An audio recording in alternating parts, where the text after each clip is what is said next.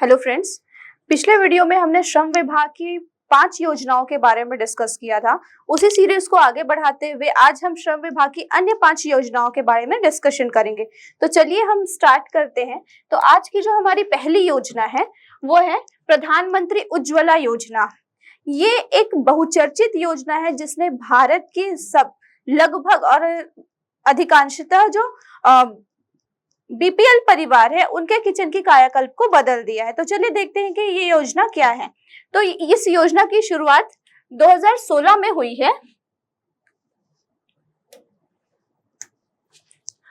2016 से ये योजना शुरू हुई है और इस योजना का लक्ष्य जो पहला फेज था उसका लक्ष्य 2016 से 2019 तक का था। तो पहले इस योजना के बारे में हम देखेंगे कि 2016 से लेकर 2019 तक इस योजना में क्या क्या हुआ। उसके बाद फिर हम देखेंगे कि इस योजना का जो सेकंड फेज आया दैट इज उज्ज्वला 2.0 वो क्या है।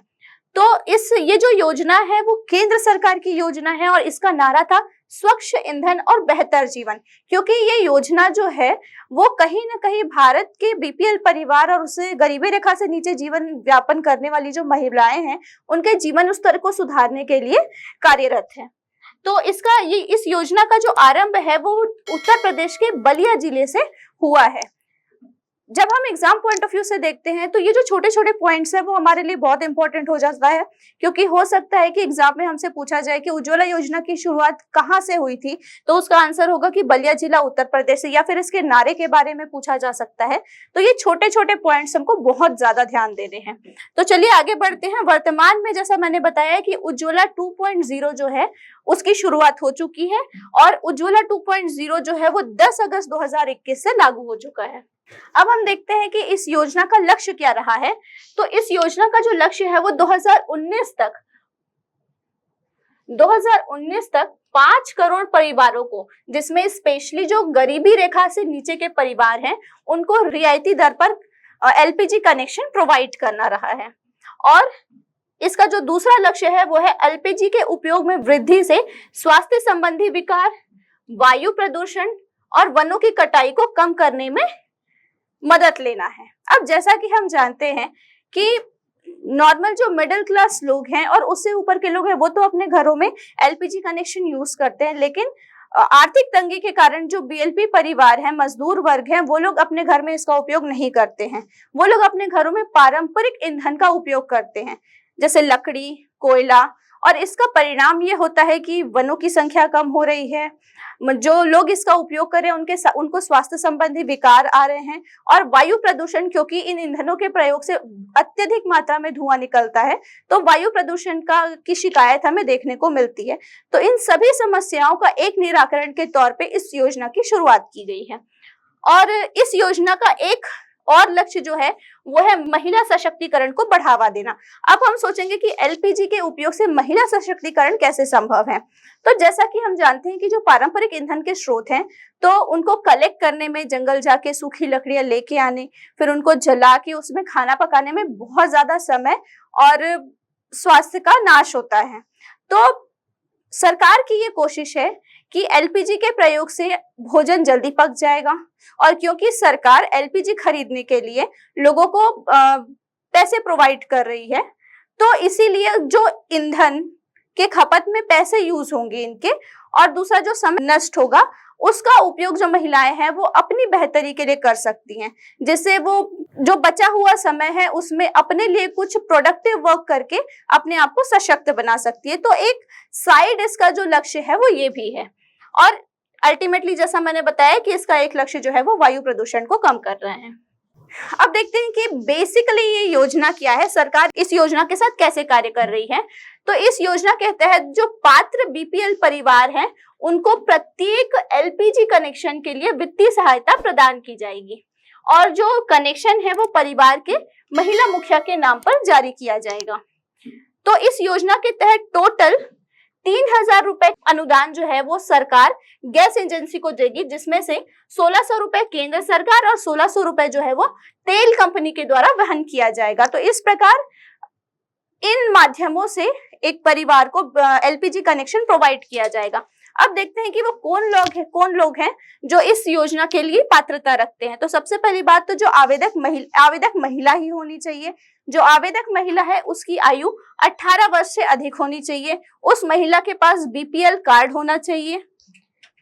और साथ ही क्योंकि जो अनुदान की राशि है वो आपको कैश में नहीं मिलती है, वो आपके बैंक अकाउंट में आती है, तो उस महिला के नाम पर किसी भी राष्ट्रीयकृत बैंक का खाता होना चाहिए।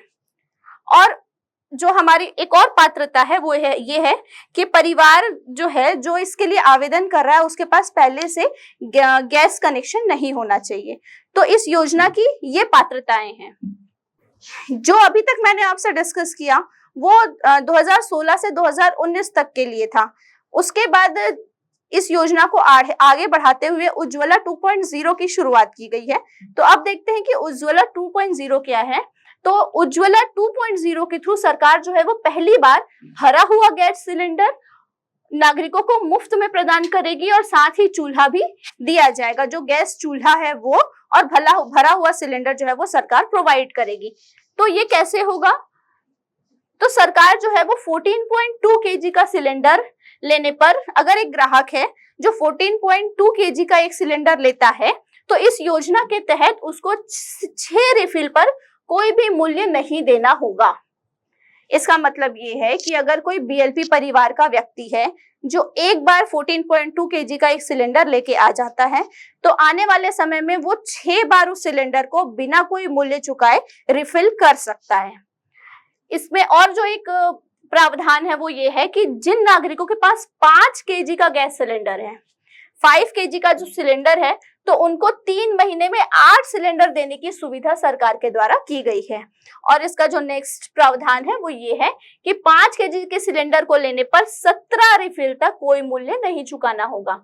मतलब ये कि 5 kg का एक सिलेंडर अगर कोई परिवार एक बार लेता है तो वो उसको 17 बार मुफ्त में रिफिल करा सकता है। तो ये थी आपकी उज्ज्वला 2.0 योजना। उज्ज्वला योजना के बाद अब जो हमारी अगली योजना है वो है बंधक निर्माण मजदूर पुनर्वास सहायता योजना।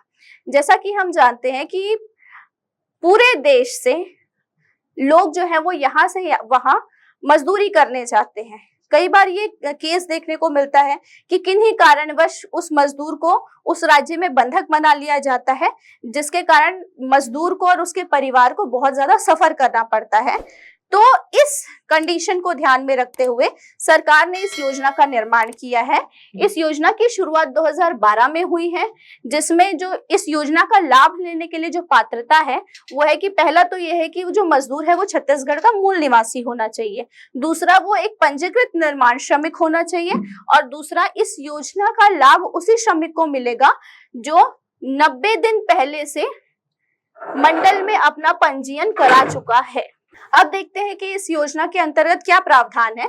तो इस योजना के द्वारा जो अन्य प्रांत के बंधक बनाए जाने के संबंध में सूचना प्राप्त होने पर श्रम विभाग द्वारा प्रदेश में वापस लाने हेतु 2000 रुपए तक की राशि जो है वो श्रमिक को प्रदान की जाएगी। और ये तब ही दिया जाएगा जब किन्हीं कारणों से अन्य प्रांतों के संबंधित जिले के जिलाधिकारी द्वारा बंधक मुक्ति प्रमाण पत्र नहीं दिया गया है, लेकिन छत्तीसगढ़ से जो गई टीम है वो उस श्रमिक को वापस लाने का निर्णय ली हुई है। इसका मतलब ये है कि देखिए, जब भी कोई श्रमिक जो है वो किसी अन्य प्रांत में बंधक बन जाता है और उसे छुड़ाया जाता है तो उस जिले के जिलाधिकारी द्वारा उस श्रमिक को बंधक मुक्ति प्रमाण पत्र प्रदान किया जाता है। लेकिन अगर किन्हीं कारणों से उस जिले के जिलाधिकारी द्वारा छत्तीसगढ़ के जो बंधक श्रमिक है उसको ये प्रमाण पत्र नहीं दिया गया है, लेकिन छत्तीसगढ़ की टीम जो है वो जाके ऑब्जर्वेशन करती है और पाती है कि नहीं, इससे मुक्त कराया जाना चाहिए, तो हम इसे मुक्त करा के लेके आएंगे, तो इस कंडीशन में उस योजना का लाभ जो है वो श्रमिक को दिया जाएगा। इस योजना के तहत इस श्रमिक को क्या किया जाएगा, 2000 रुपए का अनुदान दिया जाएगा ताकि वो अपने आवश्यकता अनुसार वस्त्र खरीद सके और अपना जो प्राइमरी हेल्थ चेकअप है वो जाके अपने गवर्नमेंट हॉस्पिटल में करा सके। तो इन चीजों के लिए गवर्नमेंट जो है वो सहायता इस योजना के थ्रू प्रोवाइड करती है। इसके बाद जो हमारी अगली योजना है श्रम विभाग की वो है मिनी माता महतारी जतन योजना। ये योजना जो है वो गर्भवती श्रमिक महिलाओं के लिए है, जिसकी शुरुआत 2022 में हुई है। और अगर फैक्ट्स की बात करें तो ये योजना 2022 से पहले भी चलती आ रही थी। 2022 से पहले इस योजना का नाम भगिनी प्रसूति सहायता योजना रहा है। भगिनी प्रसूति सहायता योजना 2022 से इस योजना का नाम बदलकर मिनी माता महतारी जतन योजना कर दिया गया है। तो एग्जाम में आपसे यह भी पूछा जा सकता है कि मिनी माता महतारी जतन योजना का पूर्व नाम क्या रहा है। ये आपको मैच द कॉलम्स में भी ये चीजें आ सकती है। अब देखते हैं कि इसकी पात्रता क्या है। तो इसकी पात्रता यह है कि बच्चे के जन्म के 90 दिवस पूर्व पंजीयन होना आवश्यक है। जो गर्भवती महिला है जिसे इस योजना का फायदा लेना है तो उसे अपने बच्चे के जन्म के 90 दिवस पूर्व ही मंडल में अपना पंजीयन कराना आवश्यक है। इसका जो दूसरी पात्रता है वह सार्वजनिक शासकीय संस्थाओं में कार्य कर रहे निर्माण श्रमिकों की पत्नियों को इस योजना का लाभ नहीं मिलेगा। इस योजना का लाभ केवल मंडल में जो पंजीकृत श्रमिक है उनको, श्रमिक अर्थात जो पंजीकृत महिला श्रमिक है उनको या पंजीकृत श्रमिक की पत्नियों को इस योजना का लाभ मिलेगा। और इसकी जो तीसरी पात्रता है वो वही है कि भवन व अन्य निर्माण कर्मकारों या कर्मकार की पत्नियों को इस योजना का लाभ मिलेगा। तो ये वो लोग हैं जो इस योजना के लिए पात्रता रखते हैं। अब हम देखते हैं कि इस योजना का उद्देश्य क्या है। तो इस योजना का उद्देश्य है राज्य के असंगठित क्षेत्रों और कमजोर आयु वर्ग की श्रमिक महिलाओं को प्रसूति के लिए आर्थिक सहायता प्रदान करना। और ये योजना जो है वो ये है कि जो पंजीकृत महिला निर्माण श्रमिक है उसको प्रसूति सहायता राशि के रूप में सरकार के द्वारा 20,000 रुपए का अनुदान दिया जाएगा। ये अनुदान जो है वो एक मुश्त जब वो बच्चा जो है वो जन्म ले लेगा उसके पश्चात उस महिला श्रमिक को दिया जाएगा। अब इस योजना का लाभ जो है वो कोई भी महिला श्रमिक सिर्फ अपने प्रथम 2 बच्चों के लिए ही ले सकती है। 2 बच्चों से ज्यादा के लिए इस योजना का कोई लाभ नहीं मिलेगा। और जो योजना है उसके अनुसार जो हितग्राही महिला है अगर प्रसूति के दौरान उसकी मृत्यु हो जाती है तो उसके पति को जो है ये राशि देय होगी। तो ये था हमारा मिनी माता महतारी जतन योजना। इसके बाद हमारी जो अगली योजना है वो है मुख्यमंत्री निर्माण मजदूर सुरक्षा सहायता योजना। इस योजना की शुरुआत 2018 में हुई है। इसकी जो पात्रता है वो यही है कि वो जो श्रमिक है वो पंजीकृत होना चाहिए और पंजीयन के 90 दिनों के पश्चात ही वो इस योजना का लाभ ले सकता है। अब देखते हैं कि ये योजना क्या है।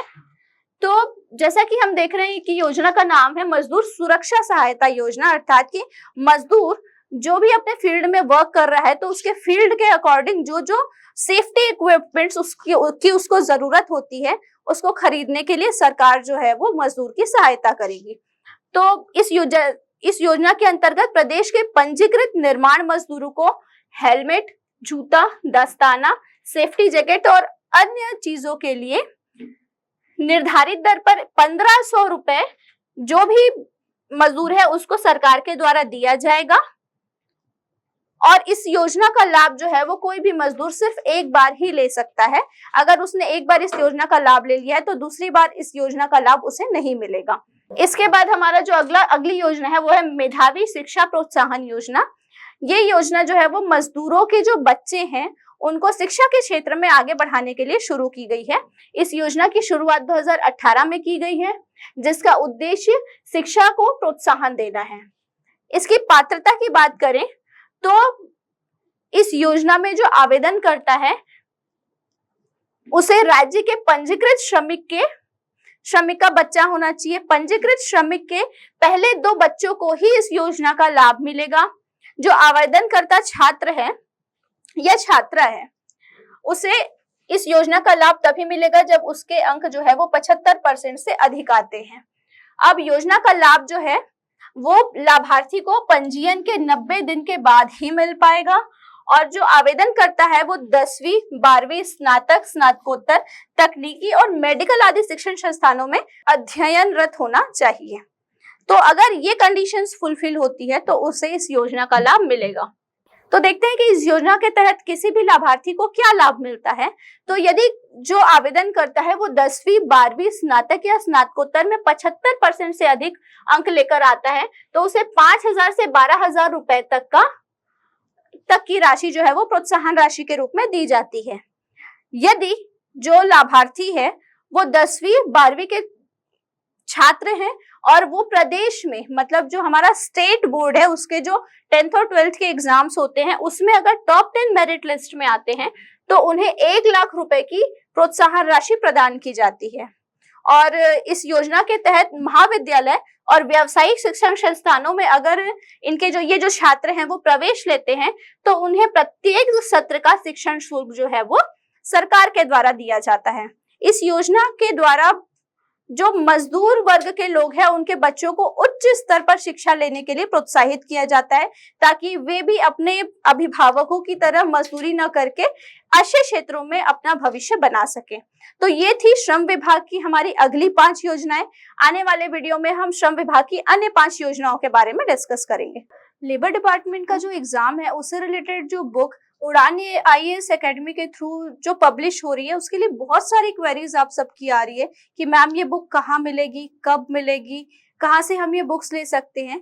तो ये बुक जो है वो 2 जून से आपके शहर में मार्केट में अवेलेबल हो जाएगी। यदि आप रायपुर, राजनांदगांव, बिलासपुर, दुर्ग, जगदलपुर और अंबिकापुर में हैं तो इन जगहों से आपको ये बुक्स जो है वो अवेलेबल हो जाएगी। अब जो वो स्टूडेंट्स जो तैयारी कर रहे हैं और इन शहरों के अलावा किसी और शहर से बिलोंग करते हैं तो उन्हें भी चिंता करने की जरूरत नहीं है, क्योंकि देखिए यहाँ पे 2 व्हाट्सएप नंबर हमारे दिए हुए हैं। इन 2 व्हाट्सएप नंबर पे आप अपना नाम अपने फुल एड्रेस के साथ दीजिए और आपसे फोन पे कंफर्म करने के बाद ये बुक्स जो है वो आपको आपके एड्रेस पे कुरियर भी कर दिया जाएगा। तो आप बिल्कुल चिंता मत करिए, आपकी बुक जो है वो कुरियर सर्विस के थ्रू आपके घर तक भी पहुंच जाएगी। और यदि आप इन शहरों से बिलोंग करते हैं तो यहाँ पे कुछ बुक डिपोज के नाम दिए गए हैं, आप इन बुक डिपोज में 2 जून से इन बुक्स को जाके ले सकते हैं। Thank you.